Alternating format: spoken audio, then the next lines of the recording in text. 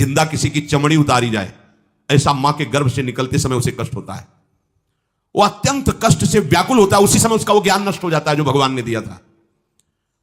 उस समय उसकी श्वास की गति रुक जाती, जैसे किसी का गला दबा दिया जाए तो कैसा लगेगा। ऐसे ही पूरी की पूरी भागवती की स्मृति नष्ट हो गई। होश आया तब देखा कि वो बाहर पड़ा हुआ है, माता के उस मलमूत्र में सना हुआ बिष्ठे की कीड़े की तरह। गर्भवास में जो दिव्य ज्ञान प्रकट हुआ था भगवान की कृपा से, वो सब नष्ट हो गया। भूमि परत भा ढाबर पानी, तिम जीवे माया लपटानी। चेतन आई तो रोने लगा, वो ज्ञान कहां गया, वो ज्ञानदाता कहां गया। वो कहता कहां कहां, बोले थाली बजाओ बच्चा हुआ है, और वो तो रो रहा है कि कहां, वो ज्ञान कहां गया जिसके बल से मैं कह रहा था कि बाहर निकाल दो, मैं आपका भजन करूंगा। सब खत्म ज्ञान। जो लोग उसका अभिप्राय नहीं समझते, वो उत्सव मनाते हैं, बालक हुआ है, वो रो रहा है, वो कहां गया ज्ञान, कहां कहां कहां।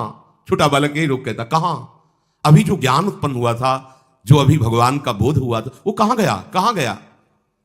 घर परिवार के लोग उसका पालन पोषण करते रहते हैं, उसमें कोई निषेध करने की शक्ति नहीं हो रही। मच्छर काट रहा है, दुख हो रहा है, हटा नहीं सकता बालक।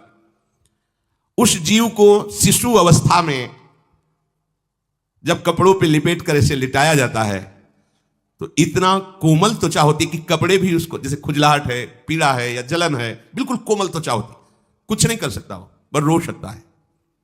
ना खुजलाने की, ना करवट बदलने की, ना उठने की कोई सामर्थ्य नहीं। बड़ा कष्ट पाता है बाल्यावस्था में, क्योंकि त्वचा बड़ी कोमल होती, दास मच्छर आदि जीव उसको काटते हैं। गर्भावस्था का कोई ज्ञान नहीं रहा, सिर्फ रोना ही रोना रह रहा। इस प्रकार उसकी बाल्यावस्था कटी, कौमार अवस्था आई, पौगंड अवस्था, इनमें वो खिलवाड़ में फंस गया। जैसे जैसे बड़ा होता जाता, चेतना, गुनगुना, ये कार, ये प्लास्टिक के ऐसे उनमें मगन है। देखो ना छोटे बच्चों को, अज्ञानवश इसकी ये अवस्था कट गई।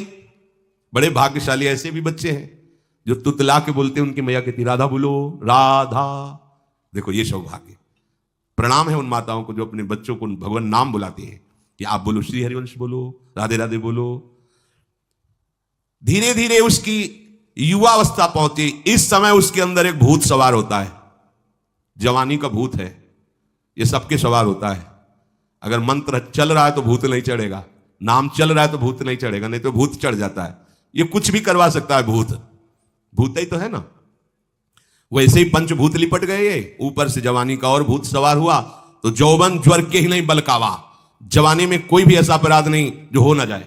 बड़ा भयानक इसमें स्वरूप होता है। इसमें केवल भोग, केवल भोग, एक ही दृष्टि रहती है, भोग भोगना।